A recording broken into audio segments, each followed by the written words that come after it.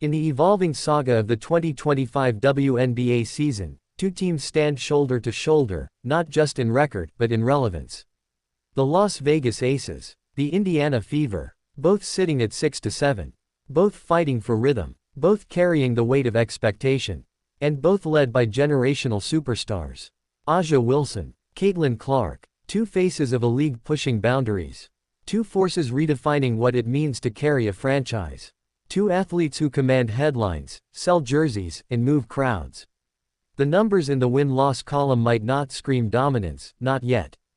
But the talent, it's undeniable. It drips from every possession. It glows through the TV screen. It pulses through the veins of every fan who understands the future is already here.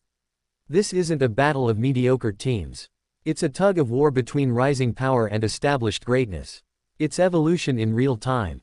When the Aces edged out the Fever for another hard-fought win, it wasn't a blowout. It was a chess match. A gritty, emotional, imperfect fight between two teams refusing to back down. And after the game, the ever-humble A'ja Wilson did something few superstars would. She grabbed the mic, smiled, and delivered an apology. Not because her team lost, but because, in her words, she wasn't her best. "I want to apologize to everybody," Wilson said. That was not a normal A'ja Wilson tonight. A statement laced with both humility and championship accountability. Because when you're A'ja Wilson, excellence is the expectation. Not from coaches, not from media, but from within. She knows the standard. She built it. She's not just a scorer. She's a leader, a tone setter, a defender, a champion. And when she feels she's fallen short, even in victory, she owns it. That's the mindset of a legend in the making. But make no mistake, even an off night for A'ja is better than most players' career highlights.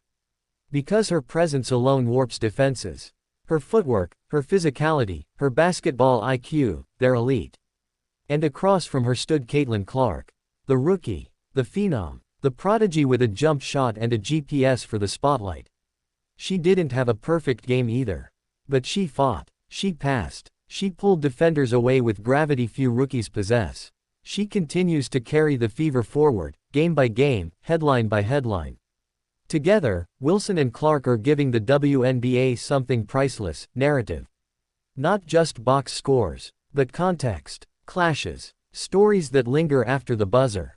Both teams may be 6-7. But this league is winning. Big time. Because in no other season, in no other stretch, have we seen a passing of the torch this vivid, this raw. Wilson, the reigning queen of the court. Clark, the challenger with audacity and artistry. They don't need perfect records to be compelling. They don't need 20-0 starts to shake the culture. They are the culture. When Wilson steps to the mic and says she wasn't herself, it matters. Because everyone knows what herself looks like.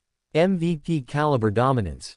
40-point games. Lockdown defense. Big game moments. So when she dips below that, even slightly, she takes ownership. Not to excuse, but to motivate. And that mindset trickles down. It infects locker rooms. It sharpens teammates. It teaches younger players, including Clark, that the greats hold themselves to impossible standards. Meanwhile, Clark's evolution continues in parallel. She's learning the WNBA doesn't hand out wins just because you were a college icon. She's adjusting, adapting, improving. She's still dropping dimes, still pulling up from the logo, still doing things that few rookies dare attempt. But now she's also learning how to lose with grace, how to bounce back with grit, how to lead without always lighting up the scoreboard. That's growth. And the Fever, despite their 6-7 record, are growing with her. They're not a finished product. Neither are the Aces. But both teams are laying down the blueprint. For excellence. For accountability. For what the next generation of WNBA basketball looks like. A'ja Wilson didn't need to apologize. But she did. Because she holds herself to a higher bar. Caitlin Clark didn't need to impress. But she did. Because she brings her best, even when the odds stack up. This wasn't just another mid-season matchup. This was a preview. A sneak peek into the rivalry that will define the next 5 years, maybe more.